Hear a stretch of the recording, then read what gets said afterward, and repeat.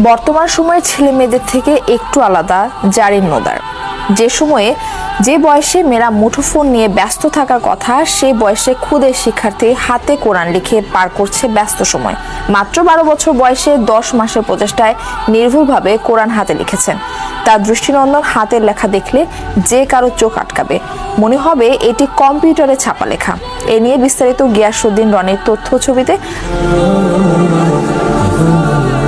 প্রায় 1450 বছর আগে হযরত মুহাম্মদ সাল্লাল্লাহু আলাইহি সাল্লামের উপর কোরআন নাজিল হওয়ার পর হাতে লিখে পবিত্র বাণী সংরক্ষণ করা হতো। এরপর কেটে গেছে অনেক বছর।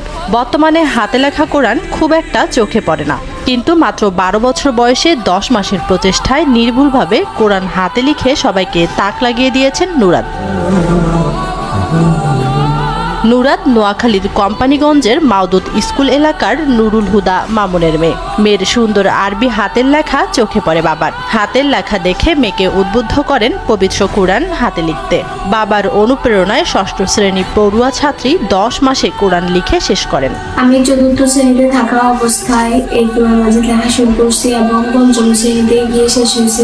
নিজ হাতে 30 বার কোরআন মাজিদ লিখেছি। আমার আব্বু আম্মু আমাকে উৎসাহ দিয়েছে এটা লেখার জন্য।